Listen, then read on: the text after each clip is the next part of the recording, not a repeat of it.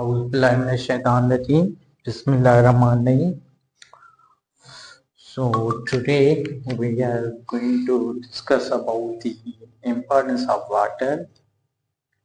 So the first property of the water is the cohesion, and second one is the adhesion. Cohesion is the attraction among water molecule, जो same molecule के साथ attraction हो, water के साथ attraction है, ये cohesion की property है। ये एक वाटर मॉलिक्यूल है, ये दूसरा वाटर मॉलिक्यूल है, ये दोनों एक साथ जुड़े हुए हैं। किसके जरिए? फोर्स ऑफ अट्रैक्शन के जरिए। उस प्रॉपर्टी को कहा जाता है कोहिजन, जिसकी वजह से वाटर एक दूसरे के साथ बाइंड हुआ है और वाटर इसकी वजह से इजीली फ्लो होता है। Water flows easily due to this property of the cohesion, and cohesion is due to presence of cohesive force.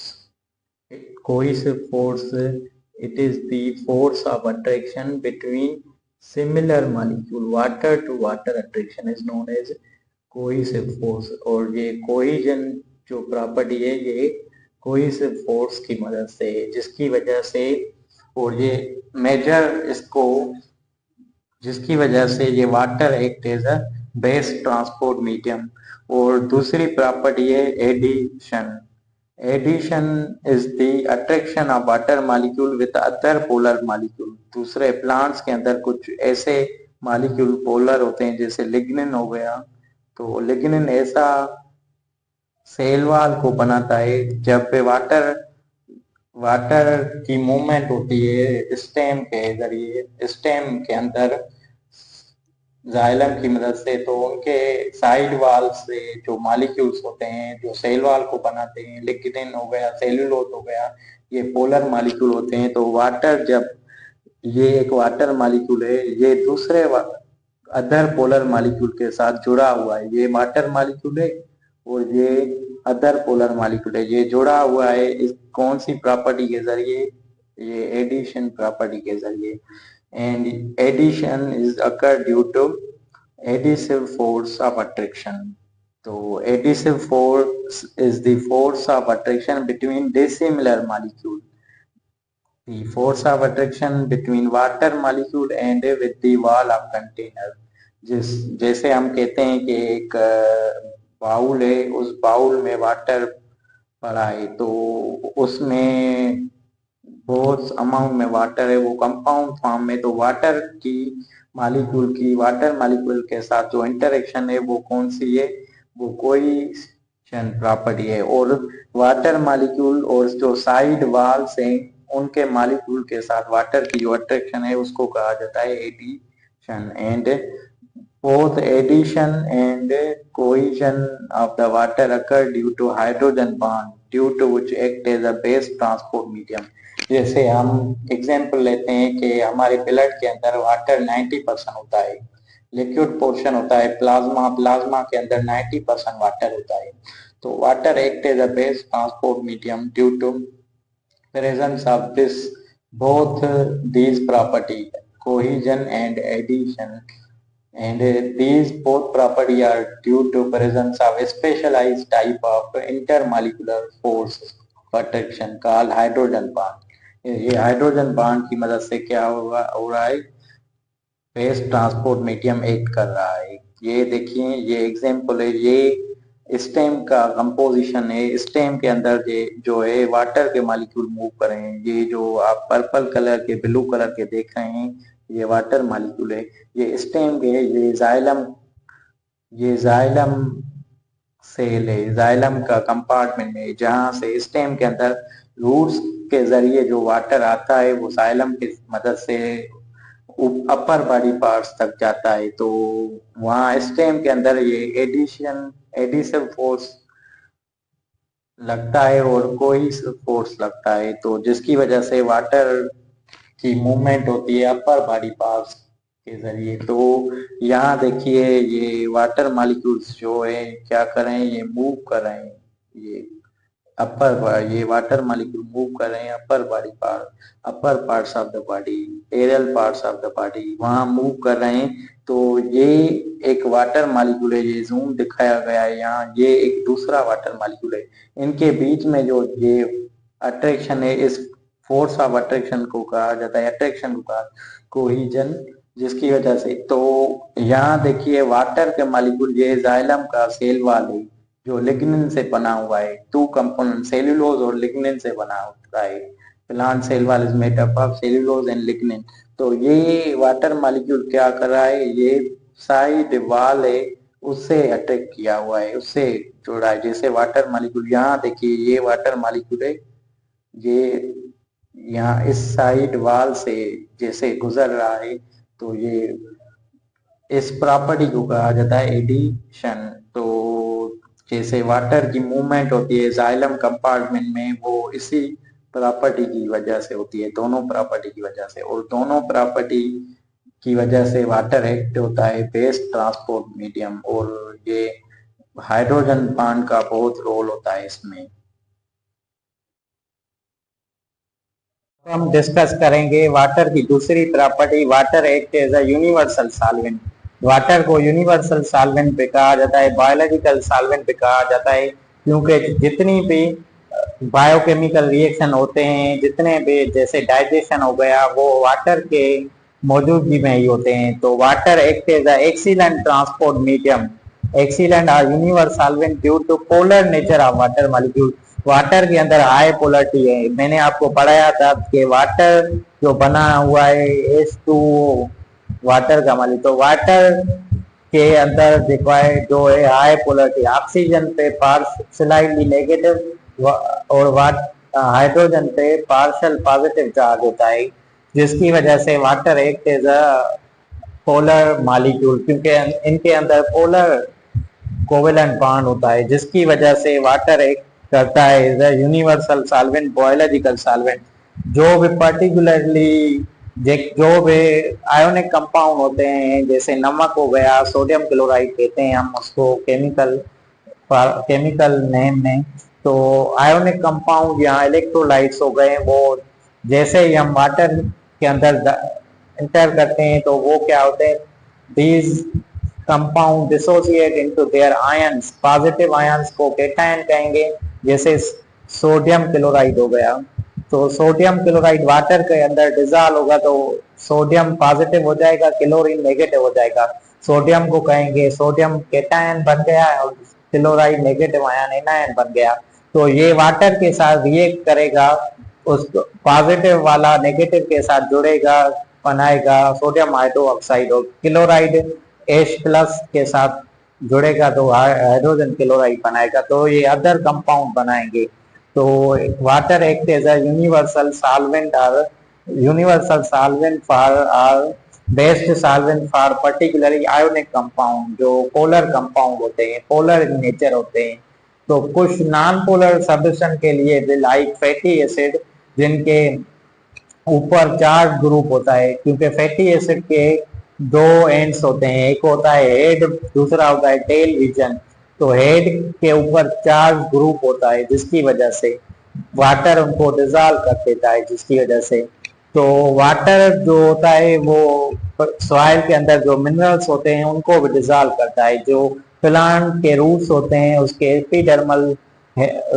Epidermal cells होते हैं, टिश्यूज होते हैं, वो एब्जॉर्ब करते हैं और वो अदर टिश्यूज की तरफ जो है मूव करता है with the help of xylem, is known as, therefore water act as a universal solvent because it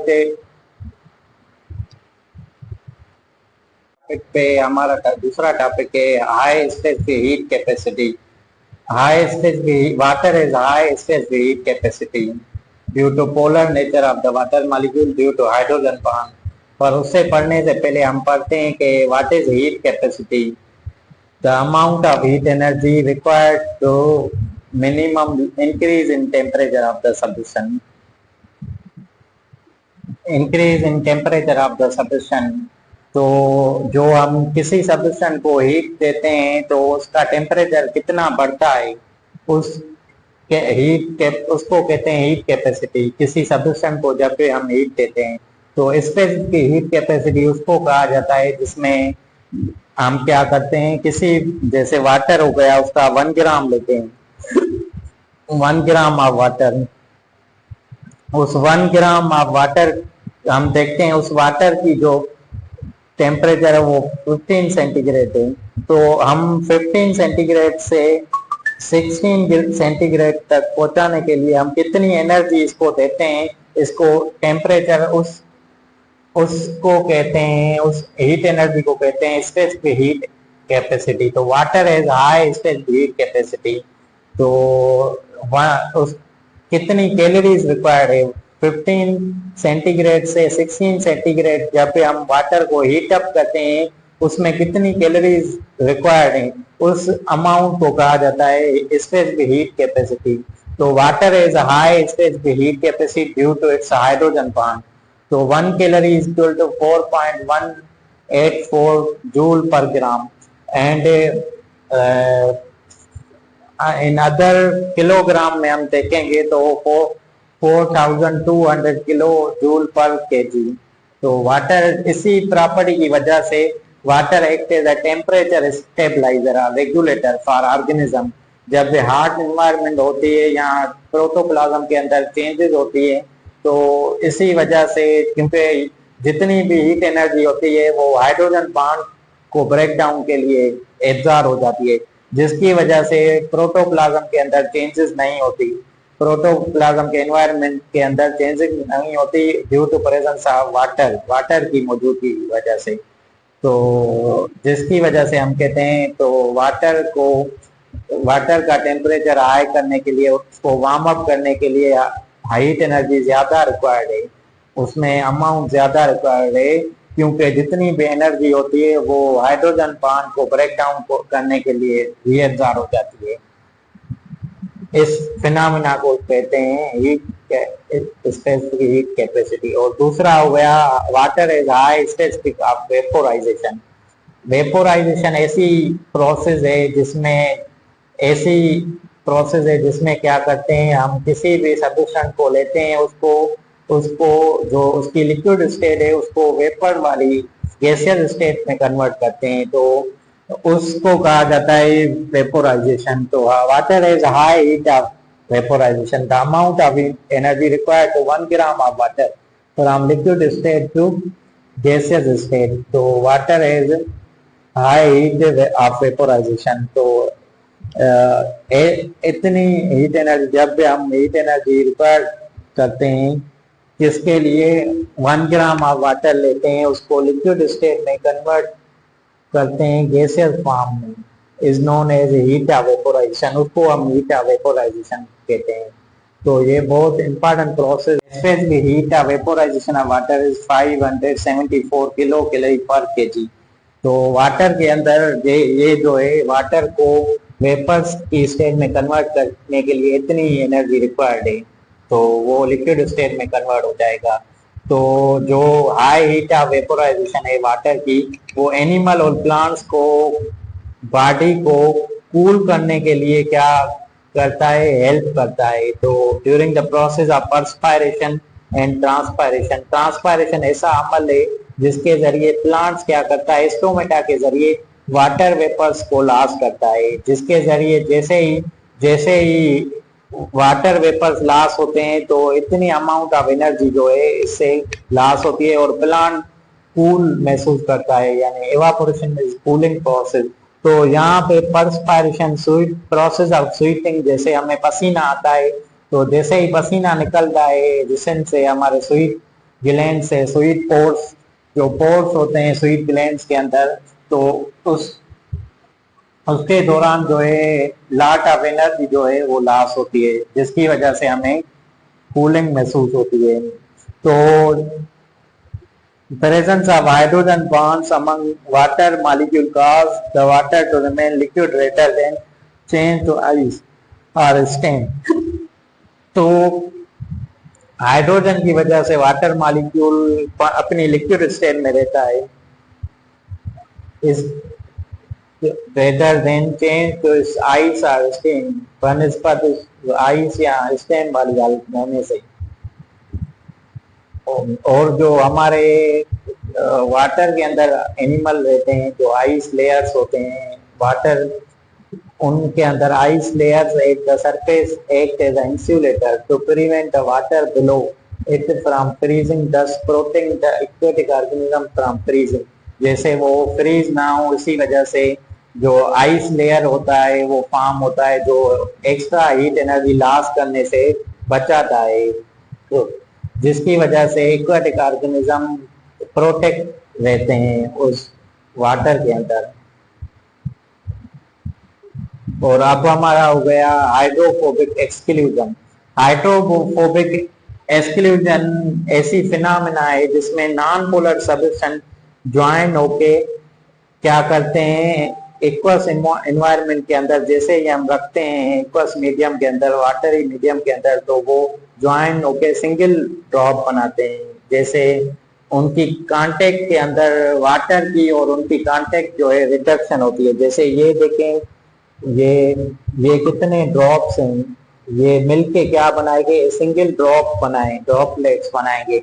तो इस फिनोमेना को क्योंकि नॉन पोलर सब्सटेंस ये आयल्स हो गए, ये नॉन पोलर सब्सटेंस क्या होते हैं, इनके ऊपर कोई भी चार्ज नहीं होती और वाटर खुद पोलर मॉलिक्यूल है, जिसकी वजह से ये इनके वाटर और इनके बीच में कांटेक्ट क्या होगी, रिड्यूस होगी। इस फिनोमेना को कहा जाता है हाइड्रोफोबिक एक्सक्लूजन।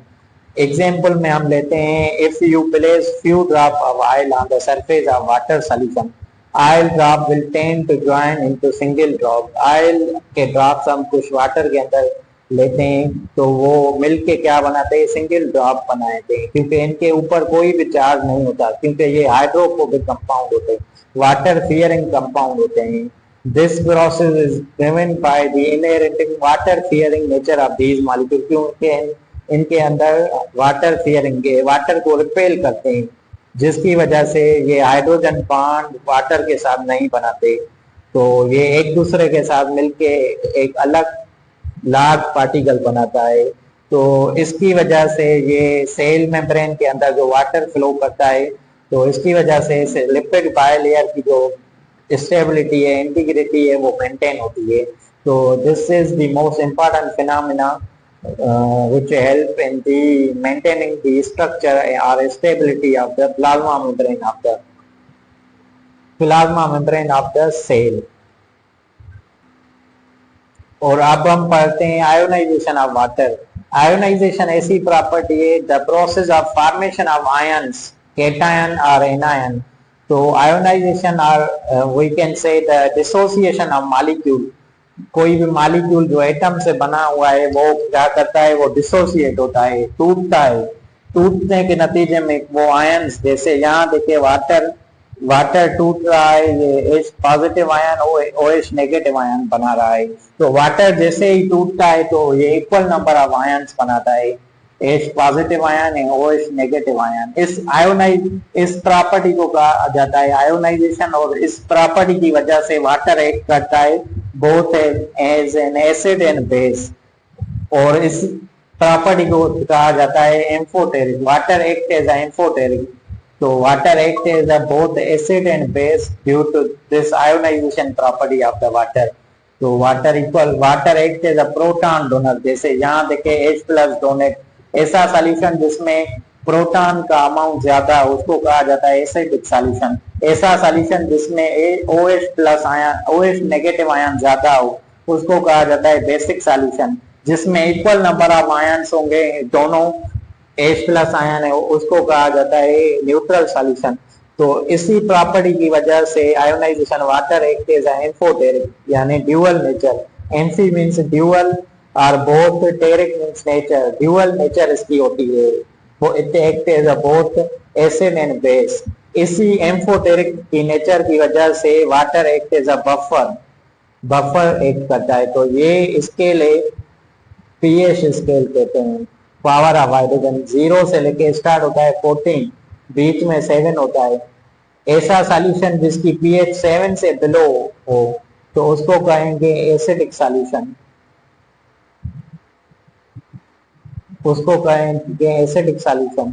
और ऐसा सॉल्यूशन जिसकी 7 से ऊपर हो उसको कहेंगे हम बेस या बेस सॉल्यूशन, बेसिक सॉल्यूशन उसको कहेंगे। तो जिसकी सॉल्यूशन 7 होगी तो उसकी पीएच न्यूट्रल होगी। तो water act as a buffer, buffer उस सब्स्टेंस को कहा जाता है। वो क्या करता है, किसी भी सॉल्यूशन के अंदर जब आता है तो उसकी पीएच को मेंटेन करता है। तो पीएच को प्रिवेंट, चेंज होने से प्रिवेंट करता है, मतलब चेंज होने नहीं देता। भले ही उसमें कितने भी एसिड अल्कली एड हो पर उसकी पीएच कांस्टेंट रखता है, जिसकी वजह से कहा जाता है तो water act as a buffer. Water pH maintain करता है जिस भी सॉल्यूशन में आ जाता है। तो water is the most important for the maintenance of the pH of the any chemical solution. और अब हम पढ़ेंगे anomalous behaviour of water. Water के अंदर जो बेहतर की भी गैर मामूली जो बिहेवियर होता है वाटर का, तो उसको डिस्कस करेंगे। तो वाटर के अंदर टेम्परेचर का मैं आपको बताऊं तो water shows different behaviour below 4 centigrade, 4 से लेके 0 सेंटीग्रेड तक, 4 सेंटीग्रेड से लेके 0 सेंटीग्रेड के अंदर वाटर की स्टेट चेंज होती रहती है। जो भी दूसरे मेटर होते हैं वो लो टेम्परेचर पे कंट्रैक्ट होते हैं। लो टेम्परेचर जैसे ही करेंगे तो वो क्या, उनकी साइज लो हो जाएगी। पर जैसे ही वाटर को हम उस वाटर का लो टेम्परेचर होता है वो आहिस्ता आहिस्ता एक्सपांड होना शुरू करता है, 0 पे वो फ्रीज हो जाता है। तो water expand at 0 centigrade, 0 centigrade पे वाटर क्या होता है, एक्सपेंड हो जाता है, जिसकी वजह से उसकी डेंसिटी डिक्रीज हो जाती है 0 सेंटीग्रेड पे। ये आइस बनाता है। क्यों, इसके अंदर स्टेबल हाइड्रोजन बॉन्ड भी स्टेबल है और इसके अंदर क्रिस्टल लेटाइस के फॉर्म में, क्रिस्टल प्रॉपर अरेंजमेंट है, मॉलिक्यूल्स की प्रॉपर अरेंजमेंट है, जिसकी वजह से इसके अंदर हाइड्रोजन का अमाउंट जो है वो कम हो जाता है और मॉलिक्यूल का अमाउंट भी कम हो जाता है, जिसकी वजह से इसकी डेंसिटी रिड्यूस होती है। पर जब टेम्परेचर बढ़ता है 0 से 4 तो ये चेंज होता है लिक्विड वाटर के अंदर, जिसकी वजह से ये क्या होता है, हाइड्रोजन बॉन्ड ब्रेक होते हैं और फ्री फॉर्म होते हैं, जिसकी वजह से लिक्विड के अंदर इतनी प्रॉपर अरेंजमेंट नहीं होती लिक्विड वाटर के अंदर और उसके अंदर डेंसिटी ज्यादा होती है एज कंपेयर, जिसकी वजह से आइस के अंदर डेंसिटी कम है। जिसकी वजह से जब भी हम गिलास लेते हैं उसमें पानी डालते हैं तो ऊपर से हम बर्फ के टुकड़े डालते हैं तो क्या होता है, तो बर्फ क्या होती है वहां सरफेस पे फ्लोट करती है, जिसकी वजह से, क्योंकि जो आइस है solid form of the water वो उसकी डेंसिटी लो है, जिसकी वजह से लिक्विड की डेंसिटी हाई है। जैसे हम एग्जांपल देते हैं, हम जैसे ही जो है वाटर के स्विमिंग पूल में यहाँ जो है हम जंप लगाते हैं तो हम क्या करते हैं, हम डूबना शुरू होते हैं, डूबते हैं, सिंक होते हैं। किसकी वजह से, क्योंकि हमारे टिश्यूज की डेंसिटी ज्यादा होती है as compare to our water, जिसकी वजह से डूबते हैं। पर आइस की डेंसिटी क्या है, कम है, जिसकी वजह से वो फ्लोट करता है ऊपर सरफेस पे। Unlike most substance, water density decrease as it cools from 4 centigrade to 0, it causing ice on the surface of water, जिसकी वजह से आइस क्या हो जाएगा, लिक्विड दूसरे सब्सटेंस से वाटर की डेंसिटी कम डिक्रीज हो जाती है। जैसे ही हम उसको क्या करते हैं 4 सेंटीग्रेड से 0 सेंटीग्रेड उसका टेम्परेचर कम करते हैं तो वो आइस में कन्वर्ट हो जाता है और वो सरफेस पे फ्लोट करता है। और ये प्रॉपर्टी इंपॉर्टेंट है for the life of the aquatic organism. तो इस बिहेवियर को कहते हैं anomalous behaviour of the water.